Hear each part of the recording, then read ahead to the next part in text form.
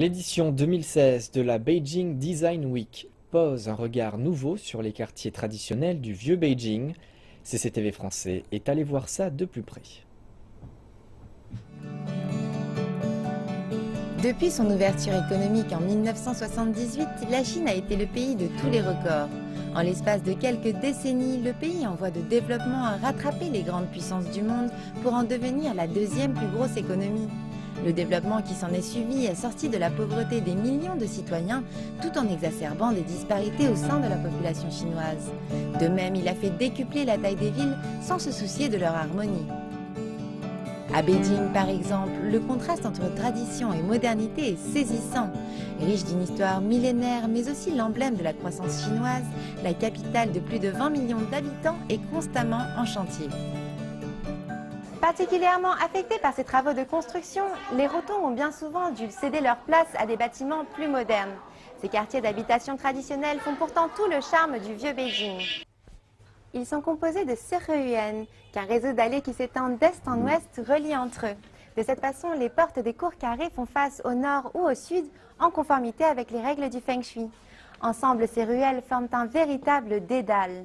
À Dachelar, l'équipe de designers de Didurhui s'en est inspirée pour créer leur propre forme de labyrinthe.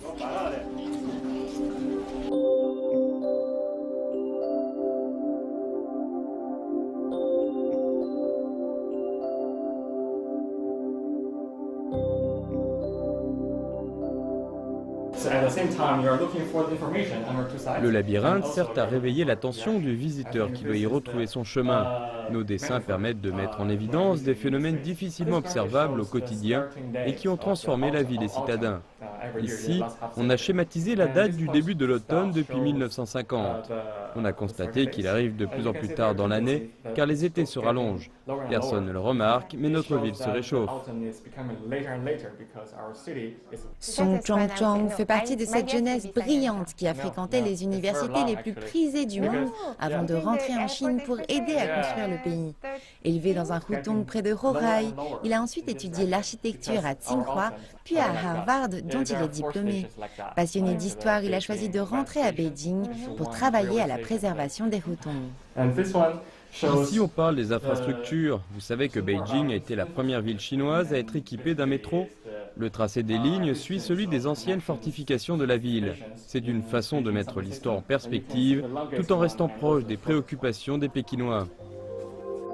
À la fin de leur parcours, les visiteurs peuvent inscrire au mur le nom de leur endroit favori dans leur quartier.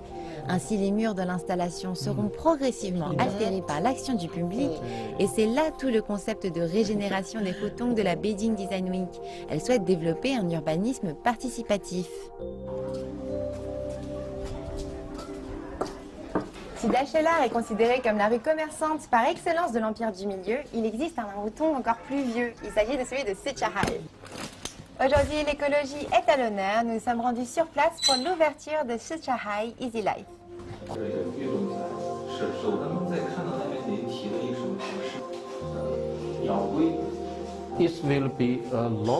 Nous avons créé cette librairie pour les habitants du quartier. Son contenu est disponible en libre service.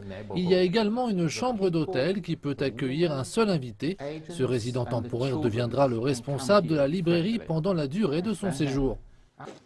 Conçu comme un lieu de partage et d'échange entre les habitants locaux et les visiteurs en charge de la librairie, le projet de Liu Kechang constituera une addition naturelle à l'écosystème de Jinjiang Hutong.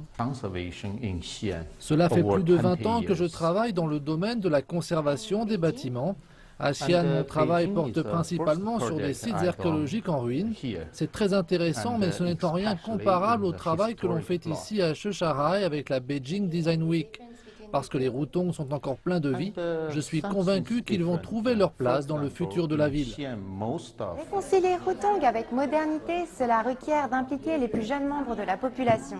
C'est justement ce que se propose de faire un espace intergénérationnel qui vient d'ouvrir au numéro 7 de Jinjiang Hutong. Nous essayons de préserver l'essence des hutong et d'explorer les possibilités offertes par le désordre ambiant et le partage des ressources afin de proposer une solution harmonieuse pour le futur de la communauté, surtout pour les plus jeunes et les plus vieux. Il s'agit d'un bloc sanitaire. Ce cube comporte des toilettes privées, ce qui reste exceptionnel dans les Rotongs. Il comporte également une cuisine, une machine à laver, des armoires. Le tout est très compact et peut être installé et fonctionner de manière autonome n'importe où dans les Rotongs. L'idée est de remédier au manque de services aux personnes dans ces quartiers.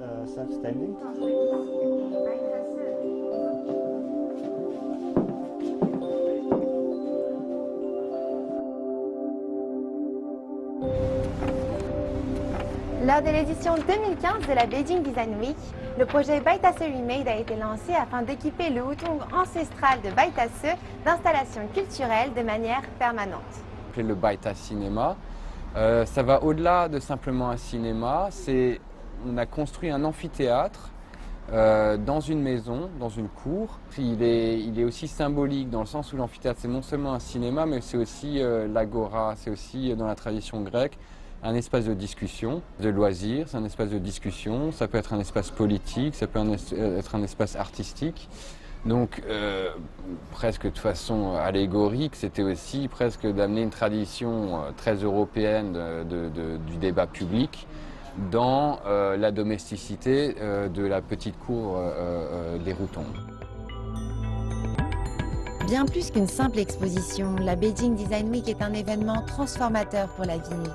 Le dialogue qu'elle instaure entre la ville de Beijing, les designers internationaux et les communautés locales s'avère chaque année très fructueux pour des quartiers autrement condamnés à la destruction. Plus que des ruelles, c'est un art de vivre qu'il s'agit de préserver.